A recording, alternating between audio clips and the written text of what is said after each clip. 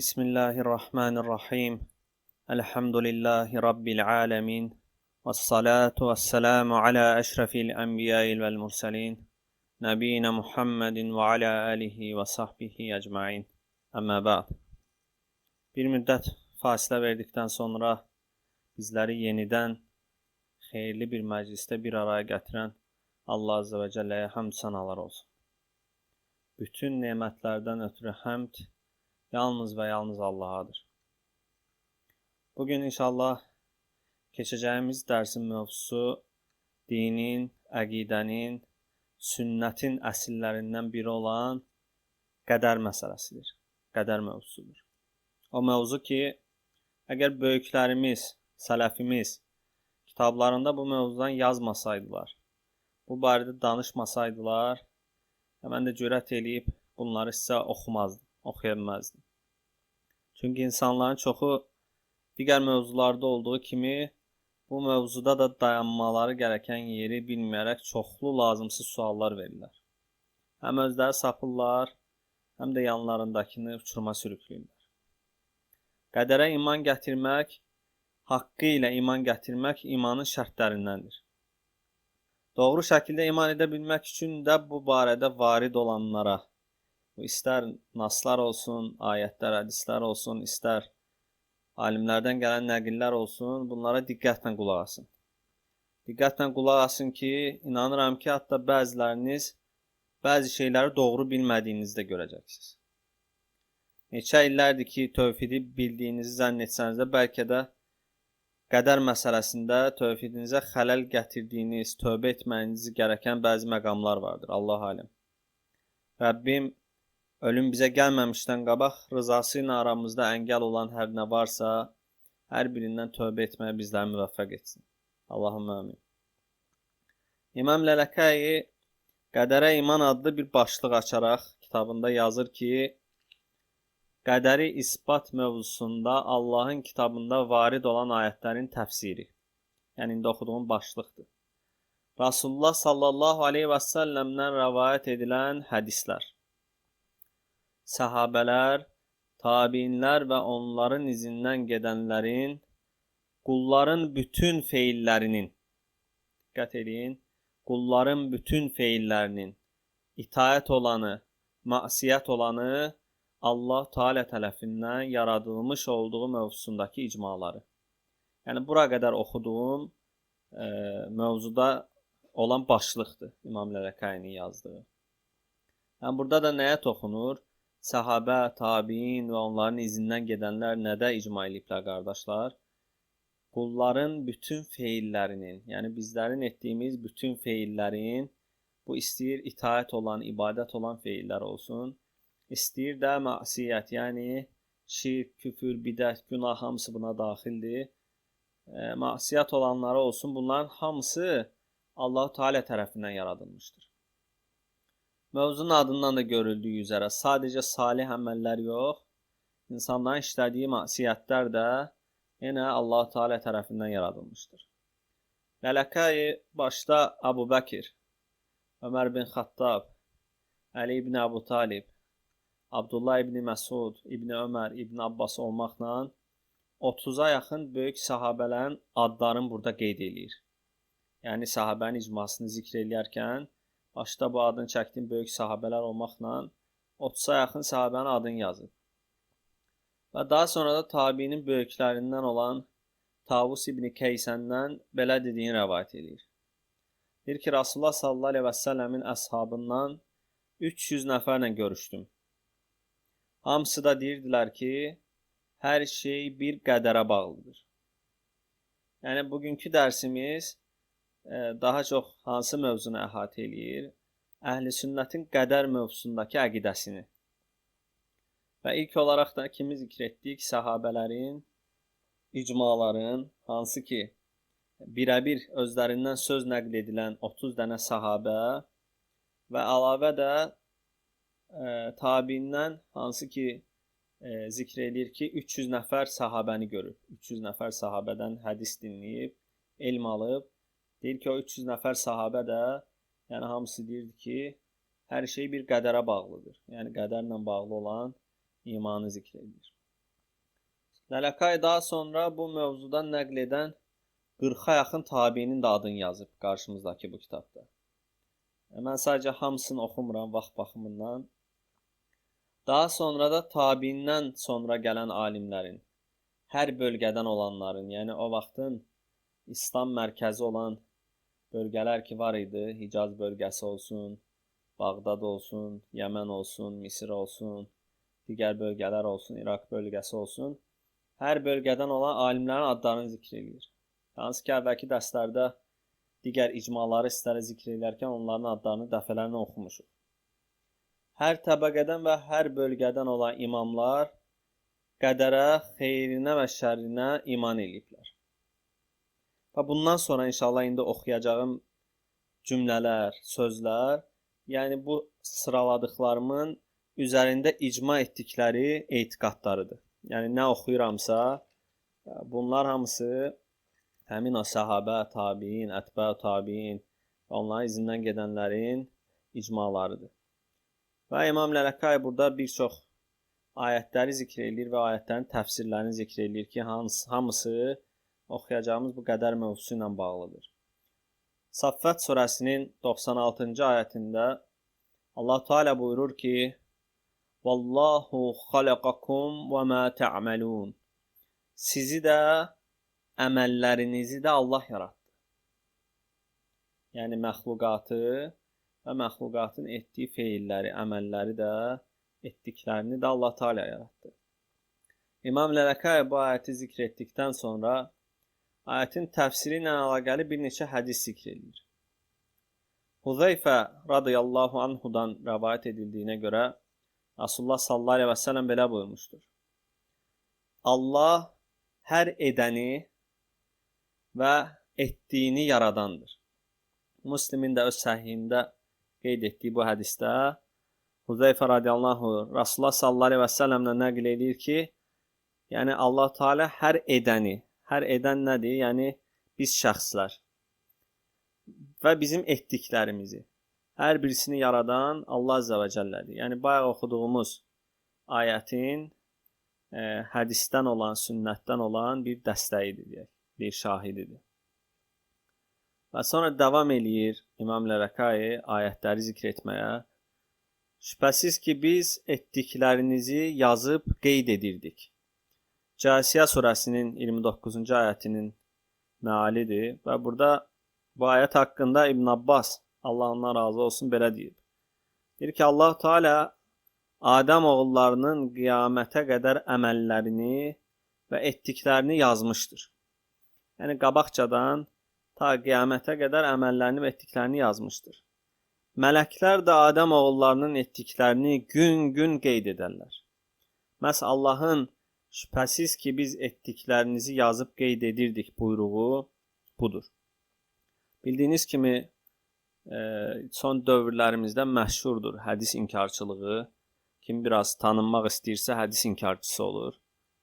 Və dolayısıyla sonradan ayətləri də inkar eləməyə başlayırlar. Və bu cür cahil sapıqların, iblisin belə etmədiyi məsiyyətləri eləyən bu alçaq insanların ən çox elədikləri məsələ nədir? Ayətləri, hədisləri qarşılaşdırırlar, hansı ki, onların nə Qurandan elmi var, nə hədisdən elmləri var. Belə güya ziddiyyət tapırlar. Deyirlər ki, görürsünüz, Allah Azze və Cəllə Quran-ı Kərimdə belə deyir. Deyir ki, biz etdiklərinizi yazıb qeyd edirik.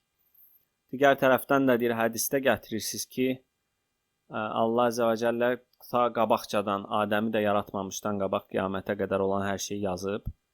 Yəni, bunlar ikisi bir-birinə ziddir. Ya ayəti inkar etməliyik, ya hədisi inkar etməliyik.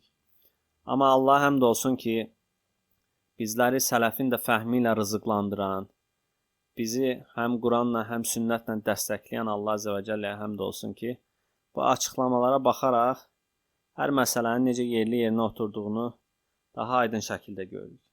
Və görürük ki, Allah Azze və Cəllənin qiyamətə qədər olan şeyləri yazdığı nə mənaya gəlir və həmçinin mələklərin də günbəgün insanların etdikləri feilləri, etdikləri əməlləri yazması nə mənaya gəlir. Bir digər ayətdə deyir ki, qulları arasında Allahdan ancaq alimlər qorxarlar. Fatir surəsinin 28-ci ayətidir bu.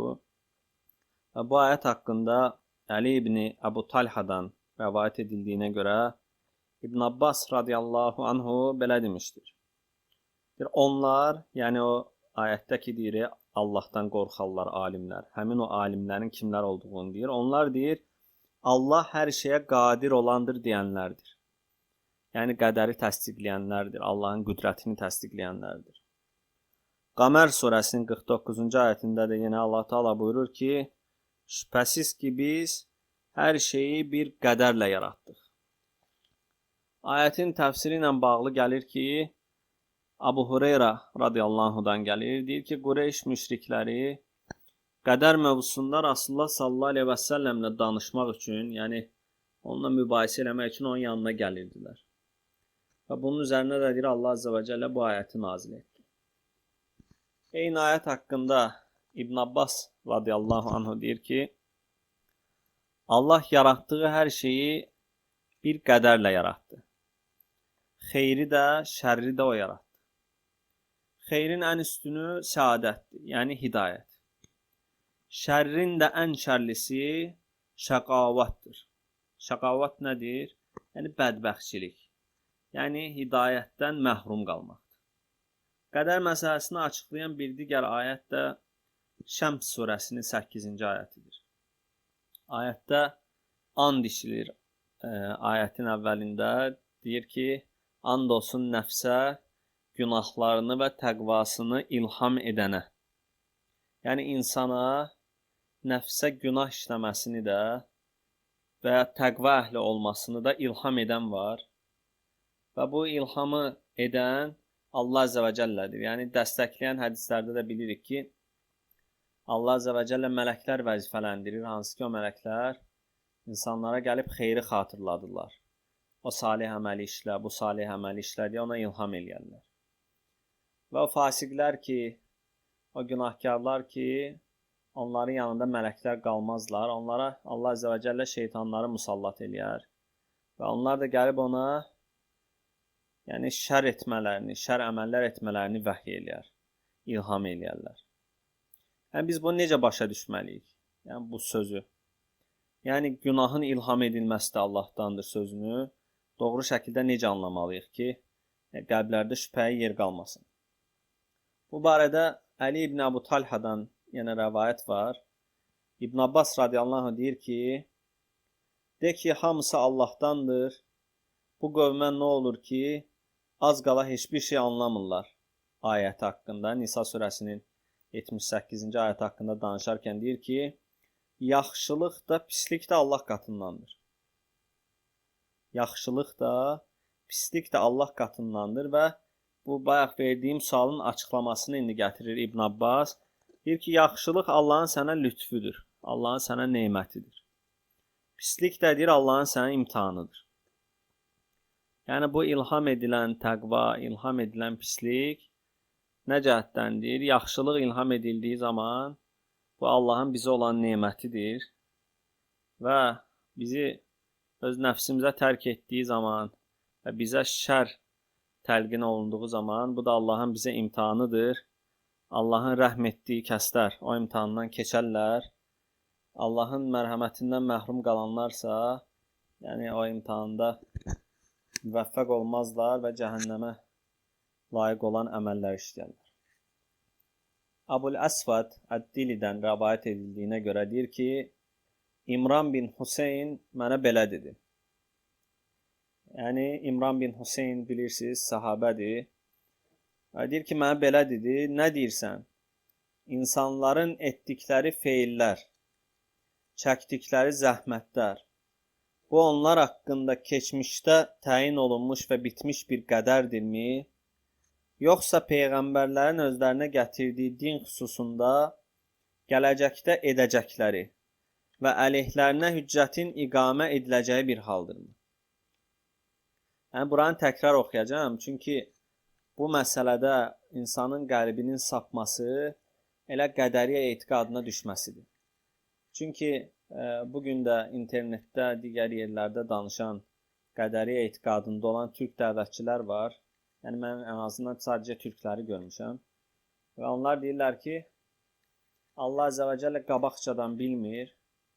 Yəni qullar feilləri etdikdən sonra bilir. Və bu barədə də sahabə yoxlamaqdan ötürü sual verir, deyir ki, yəni insanların etdikləri əməllər, bu çəkdikləri əziyyətlər, onlar haqqında qabaqcadan təyin olub bitən bir qədərdirmi? Yoxsa Peyğəmbərlərin özlərinə gətirdiyi din xüsusunda gələcəkdə edəcəkləri və əleyhlərinə hüccətin iqamə ediləcəyi bir haldırmı? Və ravi deyir ki, dedim ki, əksinə bu haqlarında bəlirlənmiş bir qədərdir. Yəni, qabaqcadan yazılıb kimin nə olacağı, nə edəcəyi. Dedi ki, bəs bu zülm deyilmi? Yəni, bu sualı verən sahabənin etiqadı deyil. İndi irəki cümlələrdə də görəsiniz. Sadəcə onu sınamaq üçün, onun etiqadını bilməkdən ötürü, ağlını ölçməkdən ötürü verdiyi sualdır. Amma normalda bu sual günümüz ateistlərinin, deistlərinin və digər sapıq firqələrinin etiqadlarının əsaslarını təşkil edən suallardandır. Deyirlər ki, əgər yəni cənnətlik və cəhənnəmlik olacağımız qabaqcadan yazılıbsa, o halda deyir, Allah bizə zülm eləyir. Bu cür düşünməkdən Allaha sığınırıq.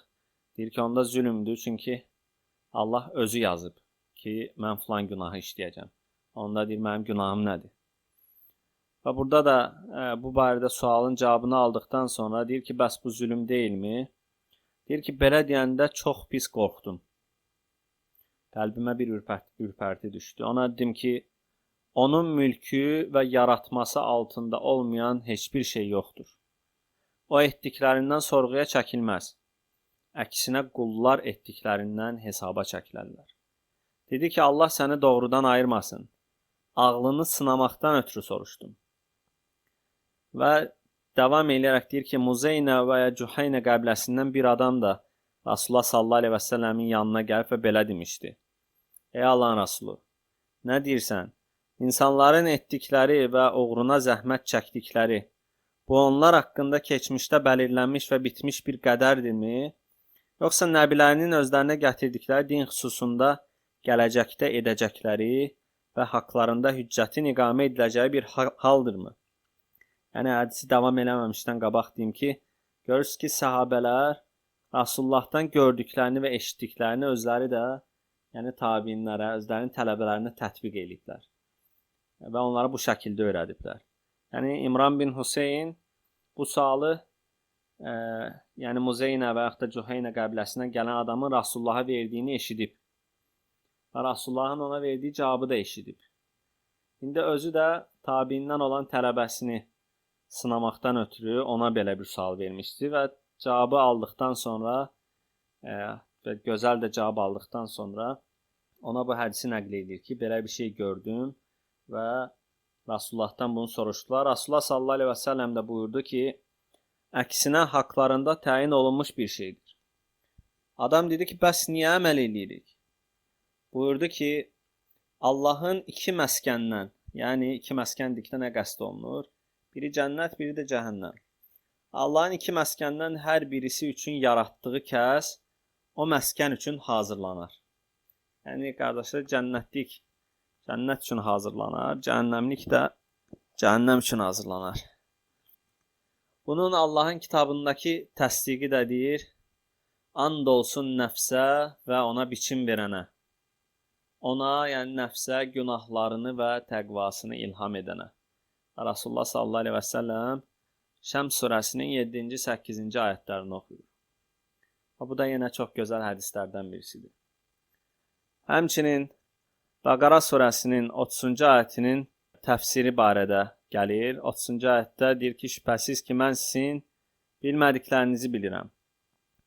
Bu ayətin təfsirində Mücahid rahimehullah buyurur ki, deyir, Allah iblisin masiyyət işləyəcəyini bildi və onu bunun üçün yaratdı.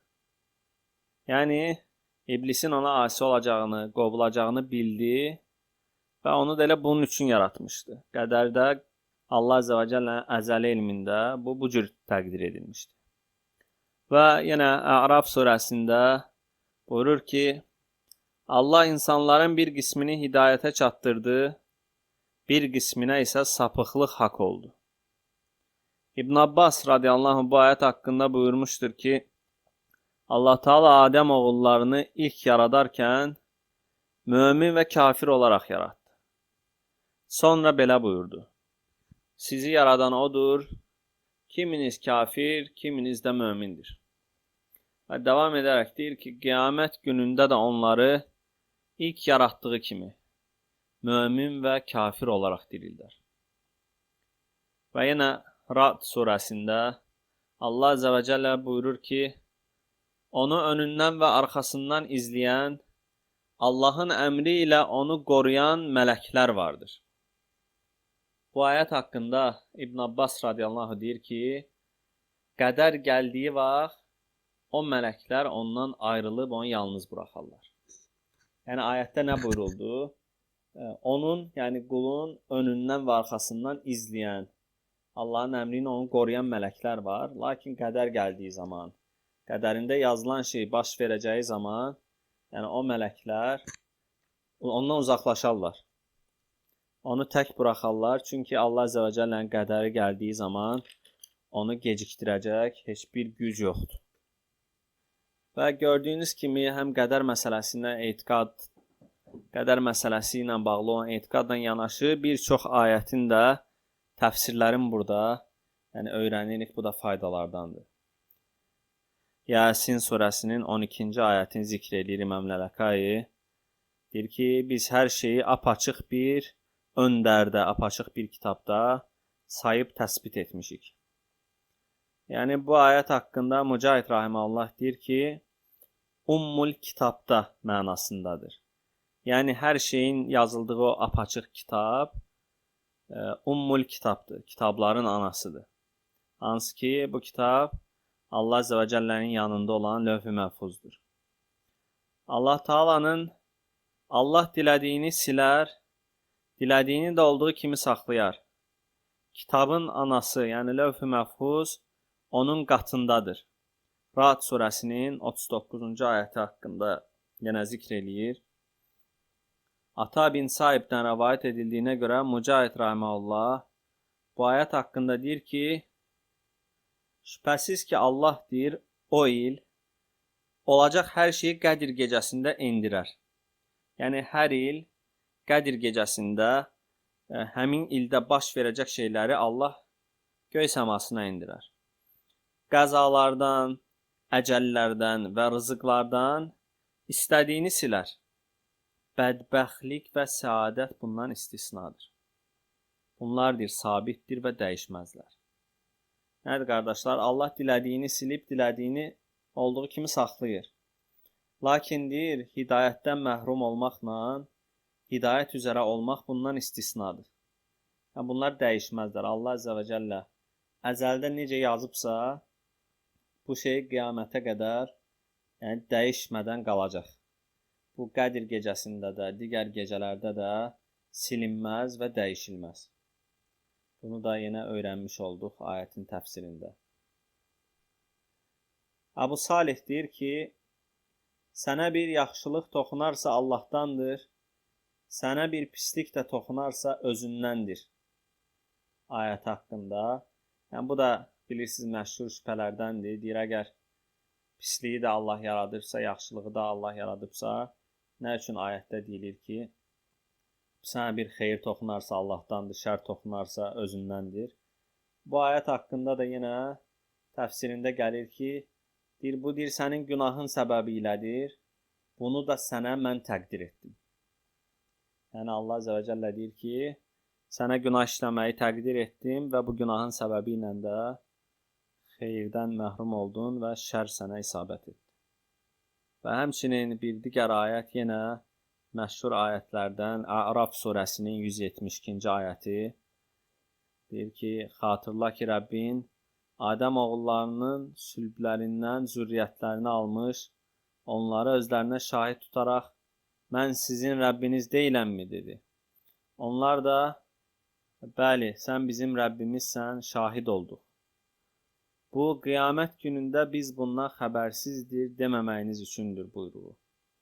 Yəni bu buyruq haqqında Ömər bin Xattab, Allah ondan razı olsun, demişdir ki, Rasulullah sallallahu aleyhi və səlləmə bu ayət soruşularkən dinlədim. Rasulullah sallallahu aleyhi və səlləm belə buyurdu. Şübhəsiz ki, Allah Adəmi yaratdı. Sonra sağ əli ilə onun kürəyinə məs etdi, belinə. Oradan zürriyyətini çıxardı və belə dedi. Bunları cəhənnəm üçün yaratdım. Onlar cəhənnəm əhlinin əməlini işləyirlər.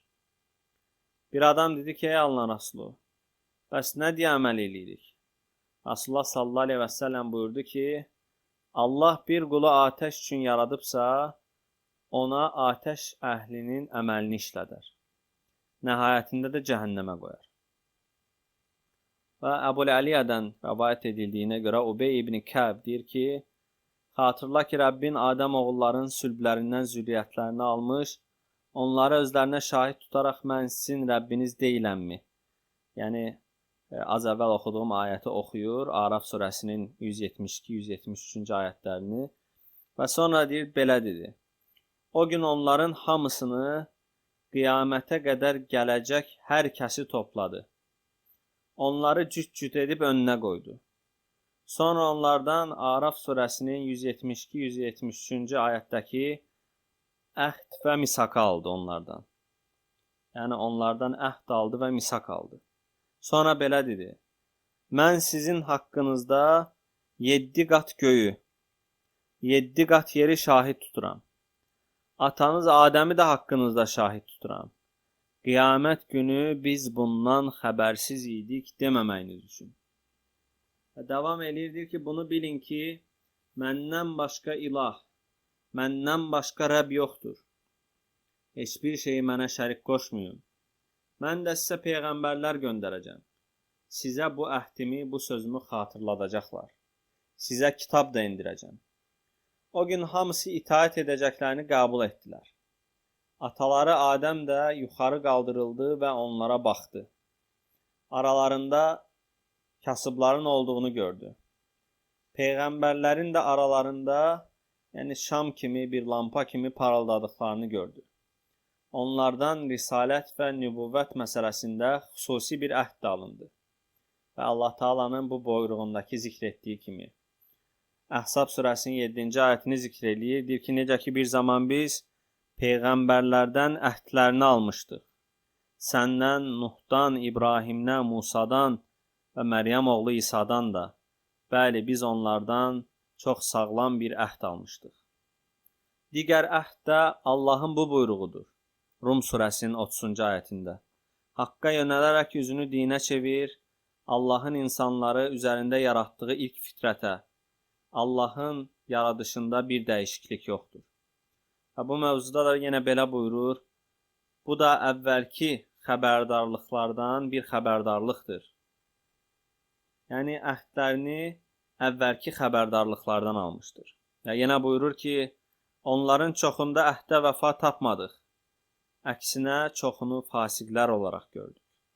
Və buyurur ki, biz Nuhdan, sonra da qövmlərinə peyğəmbərlər göndərdik. Biz Nuhdan sonra da qövmlərinə peyğəmbərlər göndərdik. Onlar apaçıq dəlillərlə gəldilər. Ancaq onlar daha əvvəl yalanladıqlarına iman edəcək deyillərdi. Yəni, əvvəl də yalanlamışdılar, indi də yalanladılar və iman etmədilər. Onun rububiyyətini iqrar etdikləri gün, yəni qəbul etdikləri gün, onun elmində kimin yalanlayacağı, kimin təsdiq edəcəyi bəlli idi. Adəm oğullarından söz və əhd alınan ruhlardan birisi də İsa aleyhissalamdır. Allah o ruhu Məryəm aleyhissalama göndərdi. Özü, Məryəm ailəsindən şərq tərəfindəki bir yerə çəkilmişdi. Ailəsi ilə özü arasına bir pərdə çəkmişdi.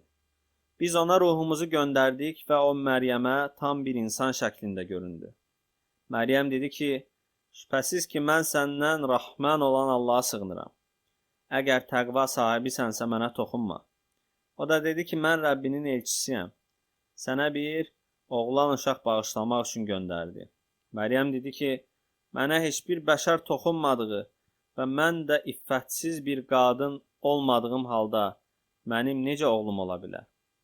Beləcə, Məryəm İsa'ya hamilə qaldı. Ubey deyir ki, onunla danışan da elə İsa'nın ruhuydu. Yəni, Məryəm aleyhissalamla danışan da bir elə İsa'nın ruhuydu. Yəni, çox maraqlı, ən azından mənim üçün çox maraqlı açıqlamalar və çox gözəl təfsirlər oldu bu bölümdə.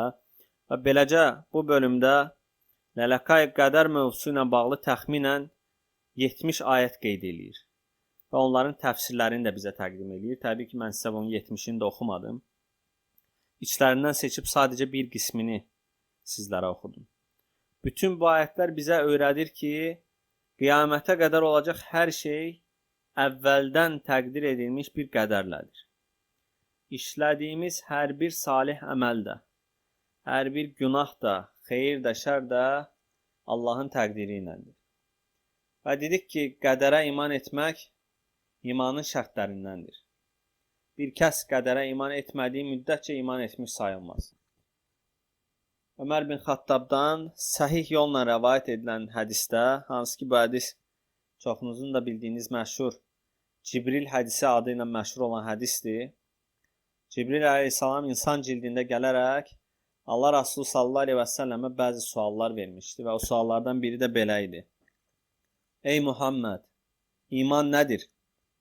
Rasulullah sallallahu aleyhi və səlləm buyurdu ki, Allaha, Rasuluna, axirət gününə, mələklərə, kitaba, peyğəmbərlərə, qədərin tamamına, xeyrinə və şərrinə, şirininə və acısına iman etməyindir. Bu hədis də yenə dəlildir ki, qədərə iman da digər o sayılanlarla yanaşı imanın keçərli olması üçün şərtlərdəndir. Necə ki, kitaba iman kimi, peyğəmbərlərə iman kimi, axirət gününə iman kimi, qədərin xeyrinin, şərrinin, şirininin, acısının da, yəni Allahdan olmasına iman etmək, eyni ilə digərləri kimidir.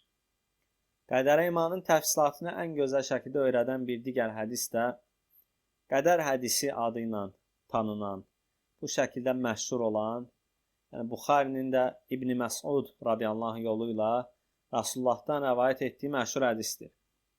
Buyurur ki, Rasulullah sallallahu aleyhi və səlləm, sizdən birinizin yaradılışı anasının bətnində 40 gün nütfə olaraq qalar. Sonra bir o qədər, yəni bir 40 gün daha qan laxtası alında. Sonra bir o qədər də ət parçası alında qalar. Sonra ona ruh üfürəcək bir mələk göndərilər. Yəni elə bir ki, 40 gün nütfə alında, 40 gün laxtalanmış qan halında, 40 gündə çeynənmiş ət parçası alında. Bu da elədi 120 gün. Yəni bugünkü müasir embriologiya elmi, tibbdə, yəni son bir əsrdə ixtira olunmuş bu elm, hələ bir əsrdir ki, bilirlər ki, uşağın cinsiyyət məsələsi bu 120 gündən sonra bəlli olur. Amma Allah həmd olsun, səhabələr bu elmi bilmirdilər. Lakin bu hədisi olduğu kimi qəbul etmişdilər Rasulullah sallallahu aleyhi və səlləm onlara zikr etdiyi zaman. Hətta sələf alimlərinin kitablarına baxanda qəribə gəlir insana ki, deyir ki, Rasulullahdan gələn elə xəbərlər var ki, deyir, biz deyir ona iman gətirmişik, amma mənasına ağıl çatmaz. Və inanın ki, o hədislərin sırasında bu hədis də var. Lakin Allah Əzə və Cəllə bugün bunu başa düşməyi sizlərə və bizlərə nəsib edib. Və bilirik ki, embriologiya elmi Allah Rasulunun 1400 il bundan qabaq dediyi şeyi hələ təzə tapıb və bilir ki, artıq müasir texnologiya 40 gün həqiqətən ana bətnində nütfə alında olur, 40 gün qan laxtası alında olur, növbəti bir 40 gündə çeynənmiş ət parçası alında olur. Bu 120 günün tamamında Allah bir mələk göndərir və ona ruh üfürülür. Artıq, yəni cinsiyyəti də bəlli olur, yəni bir insan olur. Və hədis davam edir, deyir ki, mələyə 4 kəlimə əmr verirlər. Yəni 4 şeyi yazması əmr edilər həmin uşağa. Ruzisini, əcəlini, əməlini, bədbəxt yoxsa xoşbəxt olacağını yazmaq. Bədbəxt ya və yaxud da xoşbəxt olmaqdan qəsd olunan da nədir, qardaşlarım? Bədbəxt cəhənnəm əhli olmasını, yəni o hidayəti qəbul eləməyəcək. Xoşbəxt da odur ki, səadət əhlidir, yəni Qurana və sünnətə tabi olacaq, Allah Əzə və Cəllənin əmrinə tabi olacaq, hidayət əhlindən olacaq. Yəni, qabaqcadan lövh-i məhfuzda Allahın yazdığı o şeyi uşağın 120 günlüyündə mələk artıq köçürdür aşağı. Və sonradan günlük olan qədər də əvvəlki naslardan da özünüz gördünüz. İllik olanın da Qədir gecəsində indirildiyini yenə az əvvəl oxuduq. Yəni, qədər məsələsini bu cür pillə-pillə öyrənəndə bizə daha aydın olur ki, Allah Əzə və Cəllə ilk yaratdığı şey qələm idi. Qələmə əmr etdi, qiyamətə qədər olacaq hər şeyi yazdı. Və daha sonra hər il Qədir gecəsində qulların bir illik edəcəkləri şeyləri dünyaya indirər.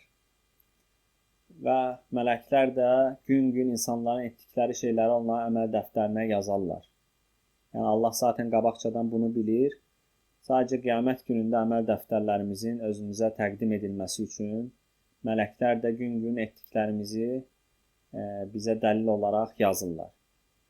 Və həmçinin də yenə bu hədisdə də qeyd olunduğu kimi körpə ikən, ana bətnində ikən, 120 günlük ikən xoşbəxt və bədbəxt olacağımız, nə qədər ruzimizin olacağını, nə qədər ömrümüzün olacağı və əməllərimiz bizə yazılar.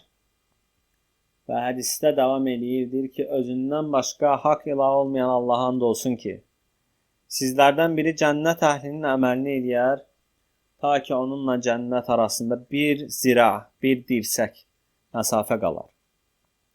Sonra kitab onu qabaqlayar. O cəhənnəm əhlinin əməlini eləyərək ora daxil olar. Allaha sığınırıq cəhənnəm əhli olmaqdan. Həmçinin sizlərdən biri də deyir, cəhənnəm əhlinin əməlini eləyər. Yəni adam bütün yaşayışı boyunca fısq əhli olar, şirk əhli olar. Nəhayətdir onunla cəhənnəm arasında bir zira, yəni bir dirsək məsafə qalar.